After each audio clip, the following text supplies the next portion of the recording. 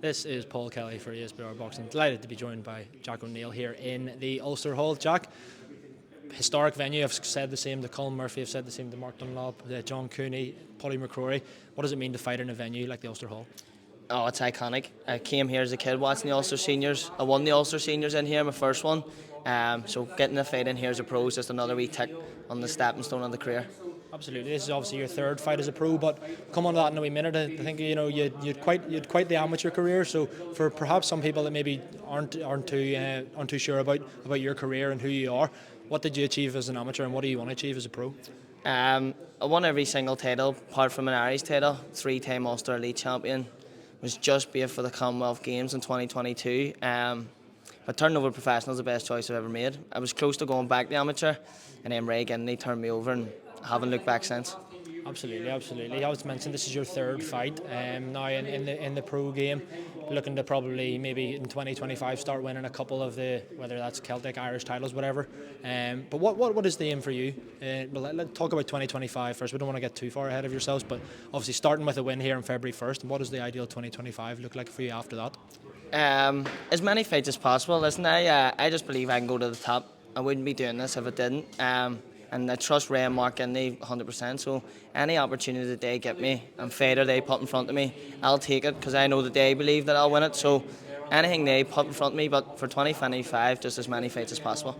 And are you one of those fighters that has his eyes on titles? Some maybe in modern day boxing, I suppose when people get to that world level, they're maybe not so fussed on the titles because they're earning millions as it is or whatever. But for this stage of your career, the early stages, is it titles that you do want to win? Like as I mentioned, those Celtics, those Irish titles, those up to the British title, whatever. Is it those titles that would mean a lot to you? See, to be honest with you, not really. The British title does. I want to be winning titles like British, European, or World. See all the other ones, to me, they're not really. No real more meaning to them. Like I wouldn't really be looking back on my career buzzing was Celtic champion. I want more from it than that. So British, European, or World, be happy with any of them.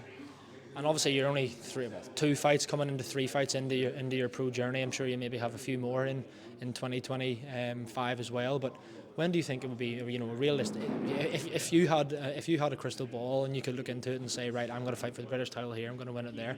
Do you want to try and be fast tracked? Do you believe you can be fast tracked? Where's your head at in regards to that? Well, I think the weight I'm at, super bantam. Usually the later weights you do progress quite quicker. I think anywhere between 10 and 0, I'll be going for like British, maybe even higher. Who knows what way the career goes? But yeah, I cut big 2025 and maybe pushing for titles like that in 2026 or early 2027.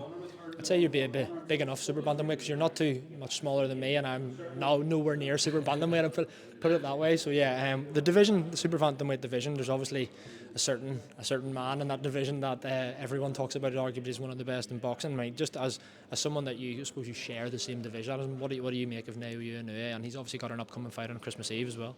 Absolutely amazing. Even just by his nickname, the Monster, it's pretty accurate.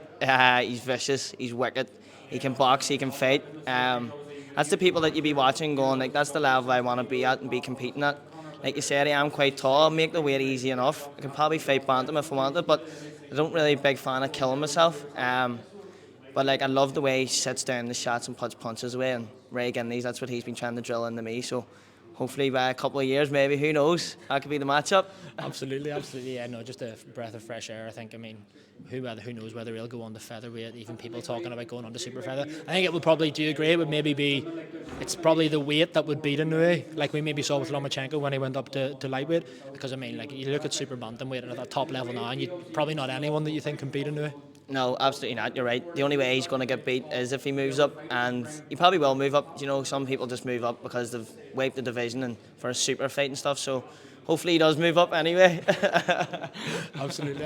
Just a couple more from me. We'll come back to you in a minute, but I do want to get your prediction for the big heavyweight fight that's happening on December 21st, the rematch between Alexander Usyk and Tyson Fury. I don't know what your prediction was pre the first fight, back in May, I think it was. But where's your head at for the rematch here? Do you think Usyk's going to do it again, or can you see Fury getting one back? Do you know what? The first fight I had to put the hands on Fury all day, like 100% Fury. I've always believed Usyk's a better boxer, better skill set, but I thought Fury being too tall, too big, and quality boxer, hard to hit, he'd have won. But I thought he let Usyk in very easy the last fight. I don't think he was a great punch output. I do still believe Fury has the thing to beat him. Did he put the camp in to do it this time? Don't know. But I do think it just depends what way Fury fights. So I would always lean towards Fury in that one. Yeah, interesting. I can't wait for it myself as well. But yeah, coming back to yourself, Jack, just to conclude, what can fans expect to see from you on February 1st on BBC Sport NI? Going to be a big audience tuning in to watch you, and what can they expect from yourself? An even better performance from the last two. I feel like my first fight, I was just getting into the pro game. Second fight, started sitting down the shots, had him hurt a few times. Could have got him out of there. This one, I'm even more fireworks and hopefully put someone away too. Brilliant. Well, thanks very much for speaking to the ESBR Boxing, Jack, and I'll speak to you again soon. Cheers. Thank you very much.